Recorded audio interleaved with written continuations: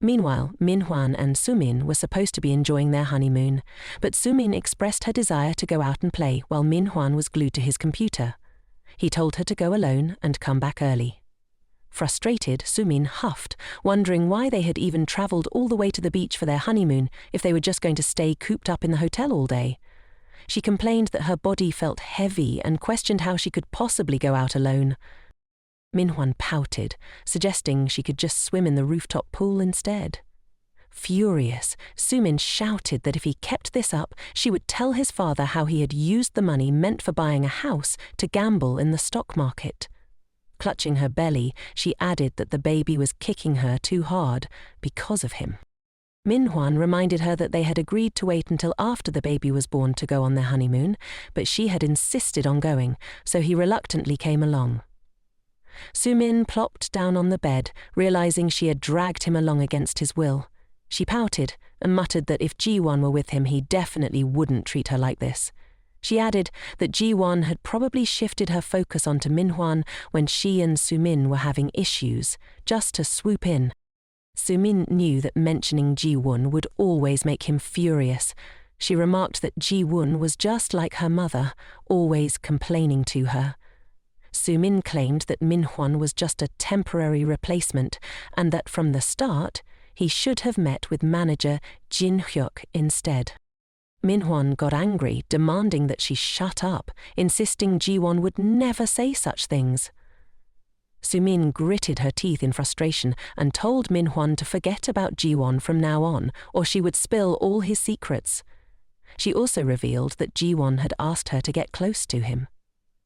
Sumin confessed that from their very first meeting she had liked him, which left Minhwan very surprised. But back then he had only had eyes for Ji-won. Even now, while he was with Sumin, his heart still belonged to Ji-won. Sumin cried, revealing that Ji-won had told her to get pregnant with Minhwan's child, so she would have a valid reason to break up with him. Minhwan was furious. He couldn't believe Ji-won would do something like that. He angrily rushed towards Sumin, gripping her tightly, demanding to know who had deliberately gotten her pregnant. Sumin replied that she was just following Ji-won's orders. Ji-won had told her to do this so she would have an excuse to marry Minhwan, and then she could freely meet Jinhuk. Ji-won assured her it was a mutually beneficial arrangement, and she was just doing what she was told. Sumin insisted that he let her go, saying he had hurt her. She then revealed something that shocked him. She had suffered a miscarriage. Through tears, Sumin explained that the day Ji-won wanted her to kneel before clients in the hospital room was likely when the strong impact caused her to hemorrhage. She recalled how, during a checkup, the doctor informed her of the miscarriage. Minhwan shouted in frustration, unable to bear the situation any longer. "Why are you only telling me this now?" he asked, overwhelmed. They had already registered their marriage and planned a wedding, and now she was saying she had miscarried. Sumin shot up and exclaimed, "How could I have said anything when both your parents were eagerly anticipating a grandchild?" She pleaded with him to pretend he didn't know anything. Minhwan angrily retorted that she had been pretending to be pregnant, all while complaining about stomach pains and demanding to eat everything in sight. He found her truly cruel and disgusting, even more so than Ji-won. Sumin reminded him they were already husband and wife. Was he really considering divorce? Minhwan was at a loss, saying divorce might be easy, but his parents would never accept it. Sumin suggested that all they needed was for her to get pregnant again. Hugging him tightly, she insisted she held no resentment towards Ji-won, as it was because of her that she got to be with him. "All I need is you, and that's enough," she whispered. Minhwan recalled Ji-won's appearance at their wedding, filling him with rage. Why did she have to toy with him like this? Feeling dejected, he decided to head to the beach for a beer. As he reflected on everything Sumin had said, he blamed Ji-won for it all. She had treated him like a fool, leading him to marry a shameless woman. Minhwan suspected it all started when Ji-won had proactively bought coffee for Jinhuk, something she usually wouldn't do. At that moment, she had fiercely yanked her hand away from his grasp when he tried to catch her attention. Ji-won had swooped in, playing the hero, even though she rarely contacted him anymore. Her appearance had completely changed, and it seemed like this had all begun long ago. Manhwa was certain Ji-won and Jinhuk had been seeing each other for quite some time now. Feeling bitter, Manhwa realized he couldn't let those two live happily together. He grabbed his visa and searched for the business card his friend had given him, a card from a company that would do anything for the right price. He planned to use Ji-won to ruin her life, just as she had used Sumin to destroy him. Meanwhile, at the UNK company, Elle told Ji-won that she had heard the company posted a special promotion list and invited her to check it out together. Ji-won was surprised, wondering if it had come out so quickly. Elle leaned in, sniffing the air, and said the scent was very familiar. She mentioned it smelled so good it could knock someone out. Assistant Jen then appeared, asking Elle if she smelled something. Elle exclaimed that the smell was so enticing, it must be perfume. Ji-won laughed and replied it was just the scent of fabric softener. Suddenly, the director, looking embarrassed, popped up, admitting that it had turned out to be just fabric softener. He had been searching high and low for a fragrance similar to it. Assistant Jen asked why he didn't just ask her, to which he admitted he was shy and had happened to be at the mall looking for it. Ji-won was surprised to hear him say he wanted to buy it because it smelled so good. Seeing his expression, she began to wonder if he might have feelings for her. Just then, Elle called them over quickly, announcing that both of them had been specially approved for promotions. Assistant Jen was promoted to department head, while the director was elevated to assistant. Assistant Jen was still in disbelief, unable to accept that this was real. Ji-won clapped to congratulate them, saying they had put in so much effort into the project and it was well deserved. They were all thrilled, celebrating the achievements of the two. Later, Elle texted Jae-won saying that to celebrate Assistant Jen's promotion, the new department head would treat everyone to dinner. Jae-won glanced at the empty chair across from her and noted that the department head wasn't at work today. She asked Elle if it was okay to celebrate without him. Elle replied that he was unwell and taking a day off, but as long as she informed him the meal expenses would be covered. Ji-won thought for a moment, recalling how his complexion hadn't been great lately. She wondered if he was okay. That afternoon, everyone headed to a barbecue ribs restaurant. Team leader Jen introduced the place as her parents' restaurant and encouraged everyone to eat up. Assistant Jen's parents brought the food, saying the meal was to celebrate their daughter's promotion. Everyone was in high spirits, congratulating the two of them. Team leader Jen introduced her husband, mentioning that he was running the restaurant with her parents. Ji-won received a phone call and checked her phone. It was Manhwa calling her. Without a second thought, she hung up. He immediately texted her, threatening that she had to break up with Jinhuk or he would bury both of them alive. Although Ji-won was clueless about his schemes, she wondered if he was really planning to mess with team leader Jen now. She stepped outside with her phone, hoping to avoid disturbing everyone. Suddenly, team leader Jen's husband appeared, asking Ji-won if she was a colleague of his wife. He inquired if the food was to everyone's liking, and she replied that the food here was delicious, promising they would definitely come back to eat here more often. She noticed a female staff member just coming out from a nearby area and asked if that was the smoking section. After the party wrapped up, Ji-won returned to her apartment. As she walked, she massaged her sore shoulder. It had been a long time since she attended a gathering, and she felt quite exhausted. Glancing over at Jinhyuk's room, she felt worried about whether he was okay. She took out her phone to call him, but there was no connection. She buzzed his doorbell, but no one answered. All she could hear was Pang's cries. What if something had happened to him? It sounded as though Pang was crying even louder, which made Ji-won uneasy. She had never heard him wailing so desperately before. Recalling the door code Jinhyuk had given her the day before, she pressed the button to unlock the door. The door swung open, and she immediately saw Pang standing there. She slowly walked into the house, calling out for Jinhyuk to see if he was home. Anxiously, she searched every nook and cranny of the house. Something had to have happened to him. She opened the bedroom door and found Jinhyuk lying on the bed, looking utterly exhausted. Gently, she approached him and placed her hand on his forehead to check his temperature, discovering that he had a high fever. Ji-won took a warm towel and placed it on him to help bring down his fever. At that moment, Jinhuk, groggy and disoriented, woke up and saw her sitting there caring for him. He called out loudly, so much so that even those outside could hear. Worried something might happen to him, Jiwon opened the door and walked in. She handed him the medicine and helped him take it, mentioning that the party had ended and someone had gone home to get it. Jiwon focused on him, asking why he was looking at her like that. He took the pill from her hand without saying a word, swallowing it in one go. Then he looked at her and said, "You look really beautiful today." Jinhuk blushed, feeling shy. Even now he could still joke around. She tucked the blanket around him and told him to take the medicine and rest, but he said he couldn't breathe. She felt a little shy, realizing her makeup had faded quite a bit. How could he still think she was so beautiful? Jinhyuk kicked the blanket off and said, "You're indeed beautiful, but what I meant was that the blanket is making it hard for me to breathe." Jiwon finally understood, startled. She asked if he was okay, her concern evident. Seeing her worry for him, he reached out and gently touched her neck. He told Jiwon, "As long as you're by my side, I'll be fine." Although Jiwon felt she should push him away, for some reason she let him do it.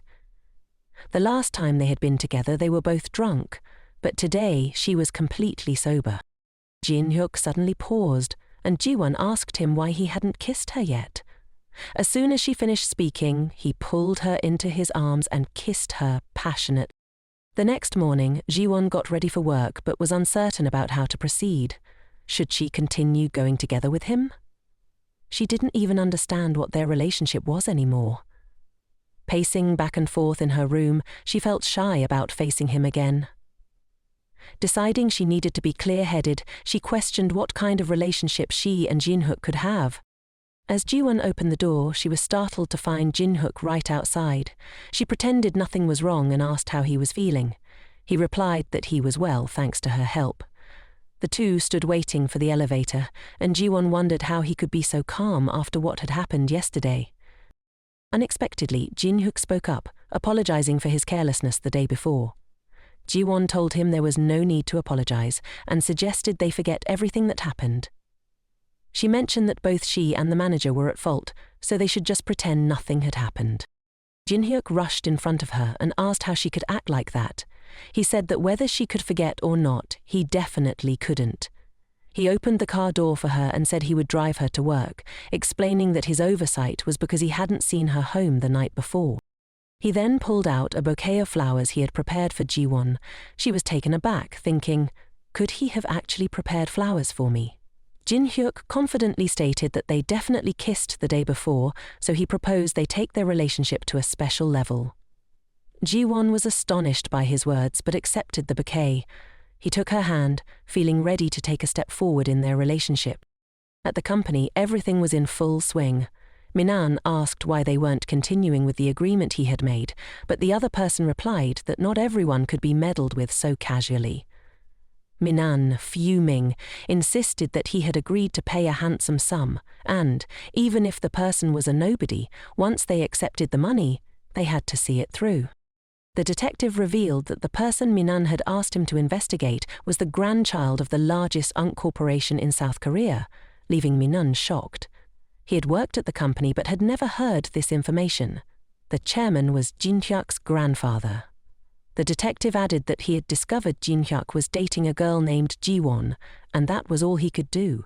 He told Minan to keep it to himself, warning him that disclosing this information could bring serious trouble. Minyan exploded, telling the detective that he had clearly claimed he could do anything, but it turned out he was just a fraud. He demanded a refund. The detective flicked his cigarette to the ground, saying he respected Minyan but felt Minyan was underestimating him. The detective stood up and marched toward Minyan, grabbing his shirt and saying he had already uncovered the fact that they were dating and even lived across from Jiwon's apartment. He had done his part, so why was Minyan demanding a refund? Minyan, now frightened, clarified that wasn't what he meant. The detective gritted his teeth, almost growling at Minyan to get out. That evening, Sumin was reminiscing about the wedding gift money Jiwon had given her. She rummaged through every nook and cranny of her room but couldn't find it anywhere. She distinctly remembered putting the money in the drawer, yet after searching the entire room, it was nowhere to be found. Could Min have taken the money? Just then, Min came home from work. As he opened the door and stepped inside, Sumin jumped up and asked if he had used the money Jiwon gave her. He shot back, questioning how she dared to raise her voice at her husband, who had just come home after working hard. Min slammed his bag on the floor, glancing at the cold rice and soup on the table, feeling utterly defeated. Sumin wasn't letting it go, though. She pressed him again, asking if he had spent that money. Minth? Min admitted he had. She demanded to know why he spent the money. It was the money Jiwon had given her. Minth, without a shred of shame, told her that if she wanted more, she could go ask Jiwon again, but this time ask for 500 million won. Sumin retorted, "How could Jiwon possibly have that much money?" He replied that she might not, but her boyfriend definitely would.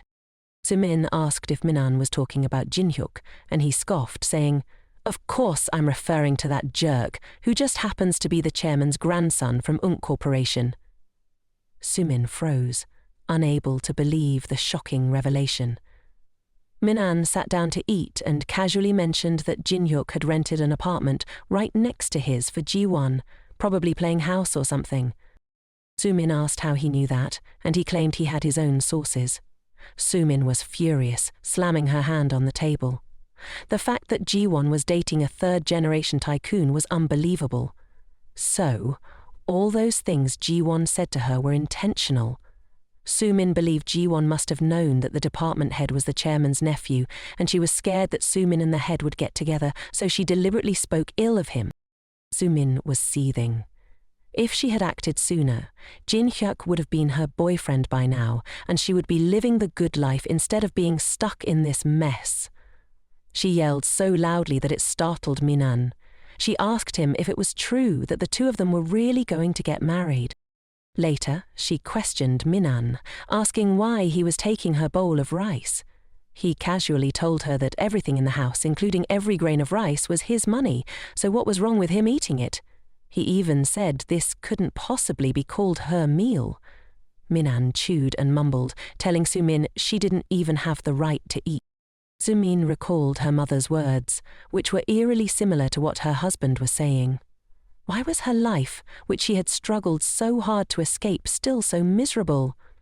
Even after she tried to take away Jiwon's most precious things, she couldn't seem to escape the same fate. As a child, Sumin always had to endure hunger.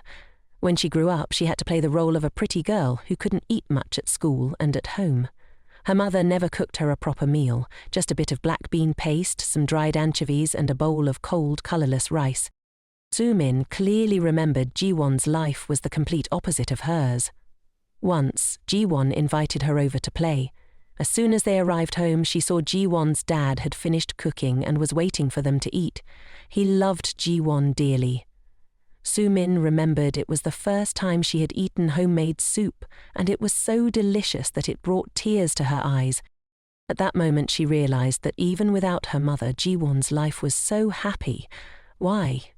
Jiwon should have been eating aged chili paste and colourless bowls of rice just like her. That would have been fair. Remembering her childhood, Sumin found it hard to sleep, looking at Minen sleeping soundly. She couldn't understand if he saw her as a wife at all.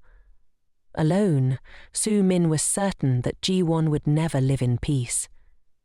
Her mother had an affair with a married man and then left home. As the daughter of such a wicked mother, Sumin didn't believe she was entitled to happiness. At that moment, Sumin noticed Minan's phone buzzing with a message. She wondered who could be messaging him so early in the morning. She opened the phone and found a message from a man named John D, warning Minan that he had already cautioned him not to let the press know that Jinhuk was the grandson of the conglomerate, or else neither of them would live in peace. Sumin scrolled through the message history and saw many other messages she didn't understand. She had no idea what Minan was up to. Suddenly, she recalled the earlier message and realized what she needed to do to get revenge on Jiwon. Sumin saw a photo of Jinhyuk giving flowers to Jiwon, and she decided to use this picture to execute her scheme. Thinking it through, she opened her computer and created an anonymous blog. Sumin posted the photo she found on various forums, determined to make everyone aware of Ji-won's relationship with Jinhuk. She also revealed that Jinhuk was the grandson of the CEO of the DCA group. Sumin smugly thought this would be the price Ji-won had to pay for deceiving her. The next morning, all of Sumin's posts were picked up by the media, accompanied by malicious comments. Ji-won read those articles, and although the author was anonymous, she knew exactly who was behind it. That man, Minhan, knew about this, which is why he had sent her a threatening message. She frowned, feeling that she no longer wanted to be involved with them. Yet, Sumin had gone too far. But there was one thing Ji-won never expected. Jinhyuk was indeed the grandson of the chairman of the conglomerate. If it weren't for this incident, she would never have thought about it. Ji-won, upon hearing the news, called to check on her. She asked Ji-won how she was holding up. Ji-won reassured her that she was fine, but Ji's voice on the other end sounded furious. Ji asked how Ji-won could be fine, and if she needed her to drag that crazy girl and throw her into the river for revenge. Ji-won insisted she was really okay. As for Jinhyuk, she thought he was capable, but she never imagined he was the chairman's grandson. Just then, someone rang the doorbell. Ji-won told Ji she'd call her back later and hurried to open the door. Outside, Jinhyuk was panting, clearly having rushed back after hearing the news. He asked if she was all right. Ji-won told him she had just read the articles, but she was fine. Jinhyuk apologized, explaining that his grandfather was indeed the chairman, but he had never received any special treatment. He started at the lowest position in the company and worked his way up. He gloomily added that even though his grandfather was the chairman, he had never been given any favors. Ji-won chuckled at his attitude, telling him he really was nothing special. Jinhyuk expressed his regret that she was caught in the crossfire because of him. Ji-won reassured him that whether he was the chairman's grandson or the president's son, to her, he was simply Jinhyuk. Jinhyuk was deeply moved by Ji-won's words. She continued, saying that now he was the one she was more worried about than herself, considering how the company might handle this situation. Jinhyuk replied that if the issue were to be exposed by the press, it would be easier to resolve, but since it came from an anonymous account, dealing with it would be more complicated. Ji-won told him that this was definitely the work of Minhan and Sumin. Minhan had sent her a threatening message, saying that if she didn't break up with him, he would bury both of them alive. Ji-won was shocked that the cowardly couple had managed to find Jinhyuk's weakness. She was already used to these backstabbing games, but if they touched Jinhyuk, she wouldn't let it slide. Ji-won thought about how she should deal with that couple now. Suddenly, Ji-won remembered the drama they had created and realized how she could use it to counterattack them. She shared her plan with Jinhyuk, telling him to let that couple clean up the mess. When Minhan saw the news, he was curious and confronted Sumin about why she dared to look at his phone and spread such nonsense. Sumin asked him why he was so angry with her. Just then, Ji-won called, and Sumin answered the call, ignoring Minhan's protests. Ji-won asked Sumin if the posts online were written by her and suggested that she delete them. She explained how much those posts had made her suffer. Sumin yelled at Ji-won, claiming that she was the one who had been miserable all this time because of Ji-won. Despite that, she still considered Ji-won a friend. On the other end of the line, Ji-won continued to urge Sumin to take down the posts. Sumin casually sat down on a chair, saying that if Ji-won didn't like it, what could she do? Ji-won asked if Sumin needed money, inquiring how much she wanted. Sumin demanded 500 million won, not a penny less, if she was to keep quiet. Sumin then reminded Ji-won of the generous wedding gift Ji-won had sent her, 5 million won, and insisted that she cough up the 500 million won or else there would be consequences. Ji-won agreed to pay her. Satisfied to have achieved her demands, Sumin told Ji-won there were plenty of men in the world, so Ji-won shouldn't be too heartbroken. Ji-won responded that the amount of money was too large to transfer through the bank and suggested that Sumin accept cash instead. She would send the location for Sumin to pick it up and even suggested Sumin bring her husband along. Sumin asked why Ji-won wanted to meet her husband. Jiwon explained that she wanted Minhan to stand in front of her and delete all the photos he was keeping. Sumin immediately agreed, telling Jiwon to just send the address and they would come. After hanging up, Minhan eagerly asked his wife if Jiwon had agreed to give them 500 million won. Sumin replied, "Of course, Jiwon would have to agree. This was all her doing." On Jiwon's side, she snapped her phone shut. She was no longer the easy target she once was. She would show them that they were the ones who would suffer from the very drama they had scripted. Jiwon texted the address to Sumin, scheduling to meet them at the Deklat Hotel. Minhan and Sumin entered the hotel feeling very excited. Sumin thought Jiwon had been dumped by Jinhuk and would soon be fired from the company. Just imagining Jiwon's expression filled her with joy. Minhan ruffled Sumin's hair and asked why she seemed so cheerful. He told her that he was the one who had found that photo, so he should take credit for the situation. The couple saw Jiwon and Jinhuk waiting for them. Minhan stepped forward to ask if they had brought the money. Jiwon opened the door and said they would go inside, and he would hand over the money. Jiwon looked at Sumin, who would never expect what was waiting for her inside. Sumin sneered at Jiwon as they walked in. She thought that finally, Jiwon would have to cough up the cash. As soon as they stepped into the room, they were met with a chaotic scene. Reporters were everywhere, pointing cameras at them. The journalists asked why the two wanted to hold a press conference with the victim. Was it to issue a public apology? Minhan and Sumin were both confused as to why there were so many journalists. Jiwon, who had been following behind them, closed the door and thanked everyone for coming. She then announced that they would kick off the press conference regarding the recent rumours surrounding the UNK group. At that moment, Minhan and Sumin realised they had been duped. Sumin asked Jiwon why this was happening. She had called them there just to talk and hand over the money, right? Jiwon replied that she never said it was just for talking. She suggested Sumin quickly take a seat. Sumin questioned if Jiwon was trying to play a trick on her. Sumin threatened Jiwon, saying she would help Jiwon dig her own grave today. Once everyone was seated, Jinhuk asked for permission to start the press conference. He stated that everyone could ask any questions they had. A journalist inquired about the rumours regarding Jinhuk's relationship with his subordinate, who was engaged. Was that correct? Another question arose about him buying her an apartment next to his and whether they were living together. Was that true? Jiwon told everyone that she would like to answer that question herself. Jiwon introduces herself as the woman featured in the recent articles and confirms that she and Minhan had indeed planned to marry. However, that marriage was called off. A journalist then asks why they called off the engagement. Was it because of Jinhuk or financial issues? Jiwon calmly explains that Minhan's family had demanded she cook 3 meals a day and bear a son. However, the real issue was that they wouldn't allow her to honour her late father, which led her to cancel the engagement.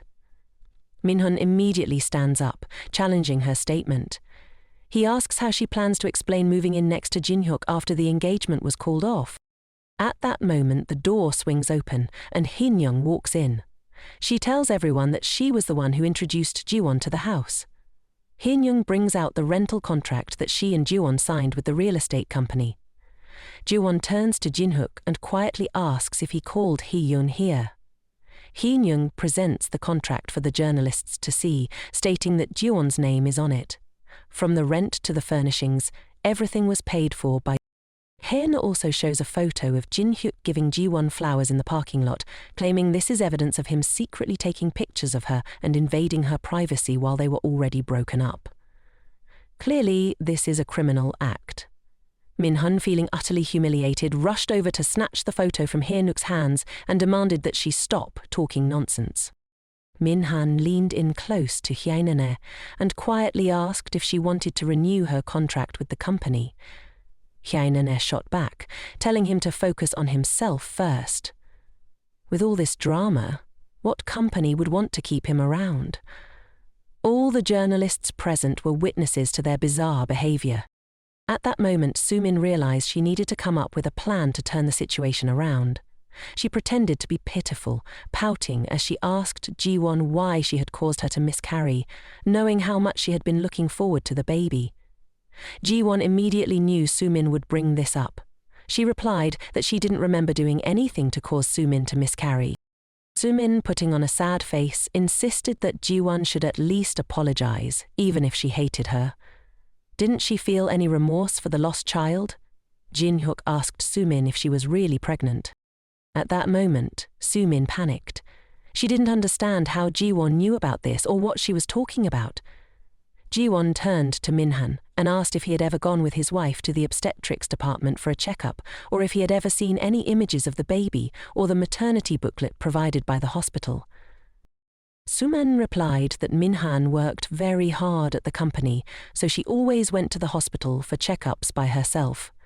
She added that she hadn't shown Minhan any of those things, and after the baby's loss, she was so heartbroken that she burned everything related to it.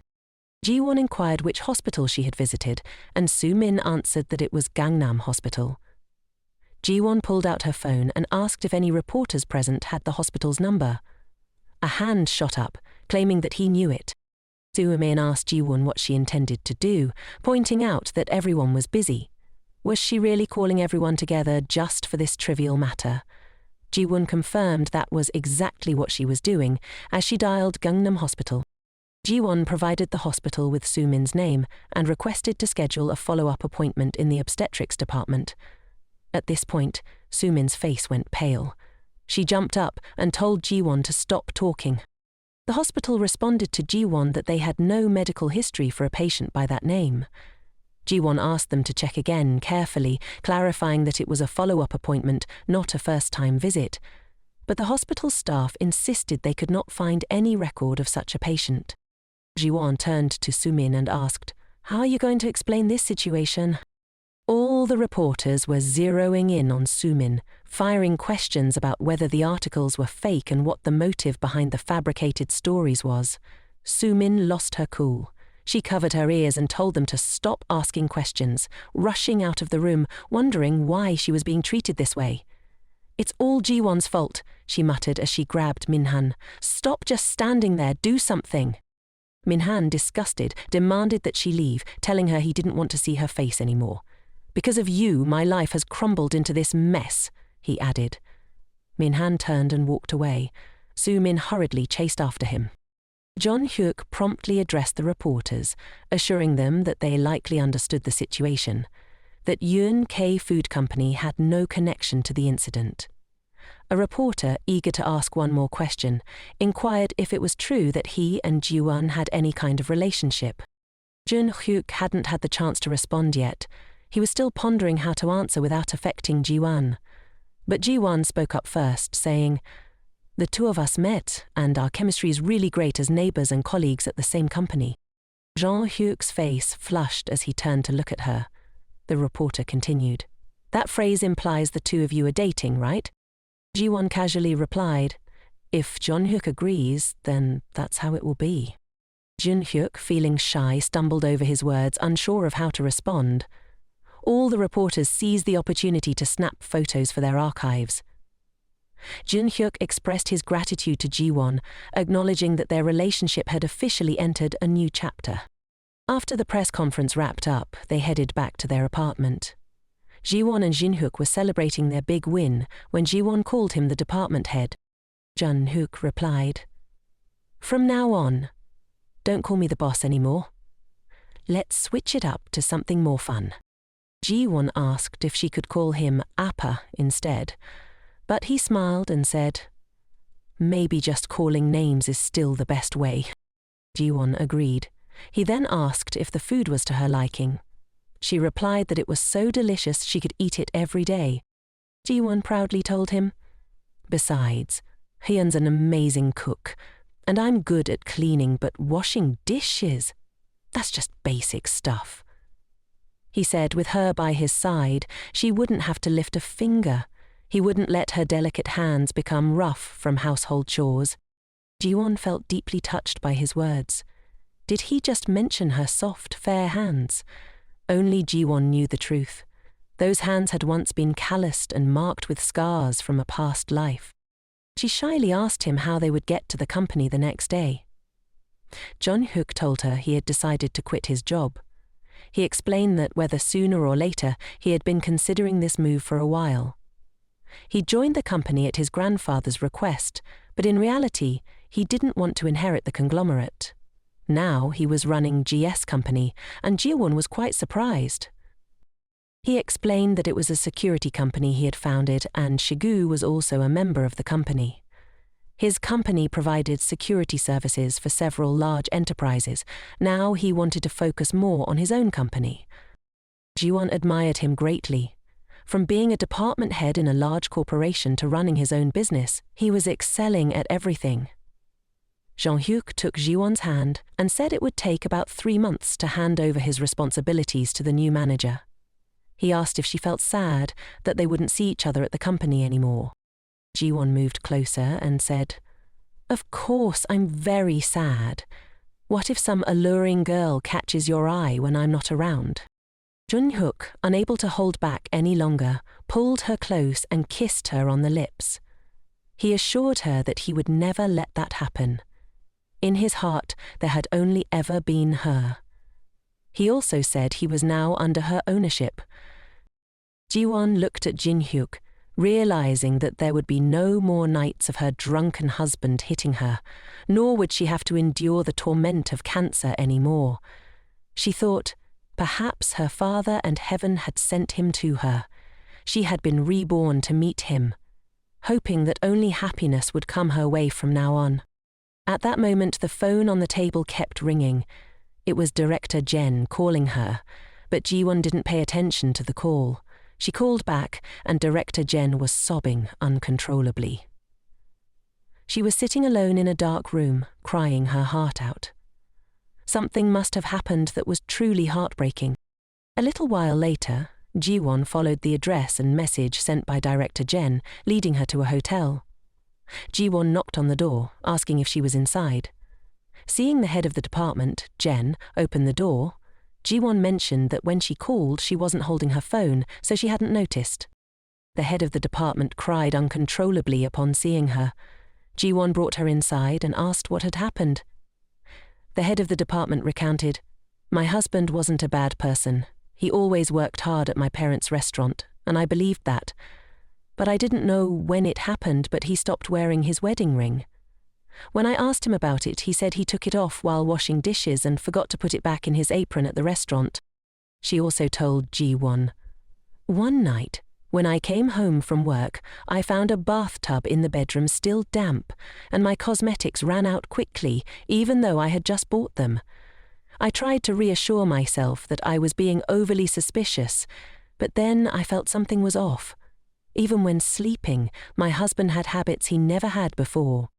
So today, she decided to tell her husband she had to work overtime and hid in the emergency stairwell to wait. She saw some girl enter the house and even entered the password to unlock the door. She didn't have the courage to open the door, so she decided to run away. She was afraid that if she stepped inside, everything would collapse." Jiwon understood the head of the department's feelings. She had been through something similar and knew that once the door was opened, there would be no turning back. The head of the department said, "I've thought about divorce several times, but I was worried about my daughter becoming an unhappy child without a father." Jiwon asked, "Why do you think your daughter would be unhappy without a father? I grew up without a mother. She once shared that when she was little, her mother had an affair with another man and left her and her father, but she was not unhappy. Her father raised her with boundless love. If my life had a mother who constantly cheated, that would have truly been unhappiness for me." Jiwon told her the decision was up to her, but wanted to share one more thing. Even if she was alone, she could still provide her daughter with a complete family. After hearing Jiwon's words, the head of the department decided she would divorce her husband for the sake of her daughter. She confidently believed she could give her daughter a happy life without feeling the absence of her father. The head of the department thanked Jiwon, expressing surprise that there would come a day when she would show her colleagues this side of herself. Ji-won took her hand and said they were more than just colleagues. She considered the head of the department like an older sister. The next morning, the head of the department told Ji-won she had found the social media profile of the woman. She had posted numerous flaunting pictures online, and yet the head of the department never knew about it until now. She mentioned she had taken screenshots of everything, including photos taken at her own home. Ji-won looked at the pictures on the head's computer and felt a sense of déjà vu. "I must have seen this woman somewhere before," she said. The head explained, "This woman is a long-time employee at my parents' restaurant." Suddenly, Ji-won remembered seeing the two of them coming out from a corner of the flower garden when her company had dined at her parents' barbecue restaurant. At that time, she thought the spot was just the smoking area. Now, the department head was furious, unable to believe her husband had the audacity to flirt while she was at the restaurant, especially with so many of her colleagues present. In that moment, she realized what needed to be done next. She would tell her husband she was going on a business trip and catch them red-handed. No room for denial. She was determined to show him what revenge truly felt like. Just then, the department head's stomach started to feel uncomfortable, causing her to grimace. She suggested maybe she should change her morning coffee habits. Ji-won agreed, mentioning she probably needed to cut back as well. Later that evening, after work, Jinhuk came to pick Ji-won up to take her home. She mentioned that she would call him later. He asked if something was bothering her. As he noticed her complexion looked pale, he told her that if there was anything he could do to help, he would do his best. Jinhuk pulled her into his embrace, holding her close. He reassured her that even though he didn't know what was going on, he believed she would handle everything beautifully. Ji-won closed her eyes, savoring the warmth of being nestled in his chest. She felt she could safely entrust her life to him. The next day, the department head packed her bags and told her husband she was going on a business trip. She mentioned she might not return until Sunday night and would leave their daughter at her parents' house. Her husband helped her into the car, reminding her not to worry about him and to be careful. He waved goodbye as she drove off. After she left, he smirked, thinking her silhouette walking away was perhaps the most beautiful sight he'd seen since their marriage. Just then, his mistress appeared and wrapped her arms around him. She exclaimed that she had been waiting for him and thought she would freeze to death from the cold. The two happily linked arms and headed up to the department head's apartment. A little while later, the department head returned, determined to catch them in the act so they couldn't deny it anymore. She had even called the police to take pictures and serve as witnesses. Ji-won had told her that to charge for infidelity, they needed the police and clear evidence at the scene. The department head gently opened the apartment door. They tiptoed quietly inside. The department head marched straight to the bedroom and flung the door open, shouting for her husband. At that moment, her husband and his mistress were caught in bed, completely exposed. Both were shocked to see her there. Soon after, the police entered, taking photos for evidence. The officer informed her husband that he would be arrested for infidelity. The department head's husband turned pale and asked how she had found out. His mistress frantically grabbed a blanket to cover her face, urging him to think of a way out. The police instructed them to get dressed and come outside, while the department head told Ji-won to step outside with the officers for a moment. At that moment, Ji-won felt like something was about to happen. She scanned the room. Everything looked eerily similar to the moment she died in her previous life. Ji-won picked up a brick and asked for permission to smash the department head's vanity. She hurled the brick toward the table, shattering everything into pieces. She told the department head that if he ever tried to harm her, she would smash his head like that vanity mirror. After that, she angrily stormed out with the police. The more she thought about it, the stranger it felt. Just the other day, she had heard the department head mention her stomach upset from drinking coffee that morning.